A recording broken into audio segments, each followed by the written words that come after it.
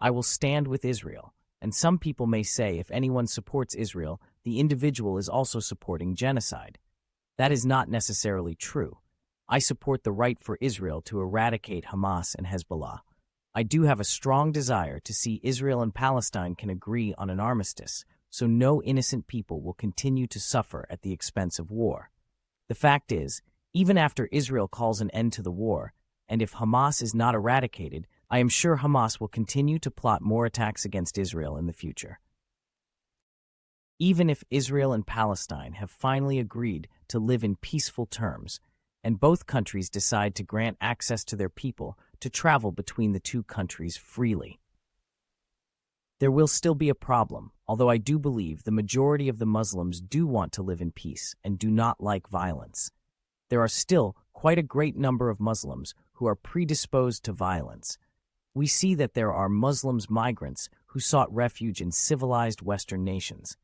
After they arrived, they would not assimilate and continued to hold certain extremist beliefs. Over the years, we had noticed that when Muslims are the minority in non-Islamic countries, and some of those Muslims who commit violence against non-believers, just like the recent stabbing of a Christian bishop in Australia, the heinous crime was committed by a Muslim migrant. After the incident, we saw a Muslim imam who would immediately try to speak for the behalf of the Muslim community and censured this violent act by making claims that Islam is a peaceful religion. However, when Muslims become the majority in non-Islamic countries, some of them will no longer respect the country's democratic values. So if they see someone who mocks their belief, even though in Western countries we respect the freedom of speech, but some Muslims want to restrict those freedom, and they will go out and riot on the streets after they hear about their belief being mocked. We saw years ago in Sweden after someone burned a Quran just to practice freedom of speech, which was not against the law. As a result, a lot of Muslims got ticked off and marched out to the streets. They set cars on fire and started throwing rocks after the police arrived to disperse the crowd. In the aftermath, we saw many personal properties were destroyed or vandalized by these Muslim rioters, and yet no Muslims condemned those vile actions. There is always a double standard. When Muslims see other people who mock or ridicule Islam, they will call those individuals the xenophobes. However, when they run into gays or people of other beliefs, they will no longer respect them and will justify their means of bullying against those individuals. That's why in recent years we saw many cases of Muslim pupils harassing Hindu students at public schools to convert or be bullied in the UK. Yet we don't see Muslims speaking out against it.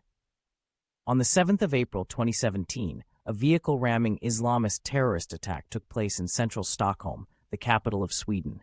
A hijacked truck was deliberately driven into crowds along Drottninggatan before being crashed into an Åhléns department store. 5 people, the youngest an 11-year-old girl, were killed. We didn't see Muslims go out to protest and speak out against that. But after Israel defended itself against Hamas, people all of a sudden wanted to call it genocide. Why didn't they speak out against Hezbollah or Hamas when they launched rockets at Israel? I know the Muslim media had put tons of videos of kids being killed in Gaza on YouTube. Yes, it saddened my heart to see innocent children getting killed in war.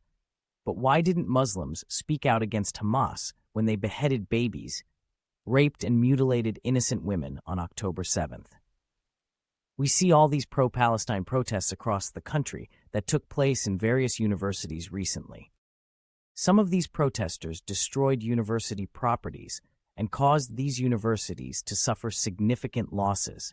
So when a non-Muslim country waged war on a Muslim country to get rid of terrorists and innocent Muslims had gotten caught in the conflict and died, then Muslims felt it would be justified for them to go out and protest. But we see when certain violent Muslims commit terrorist acts in Western countries, Muslims will not protest against that, and Muslim leaders will jump to the gun quickly to defend their Muslim community by saying these perpetrators do not represent Islam.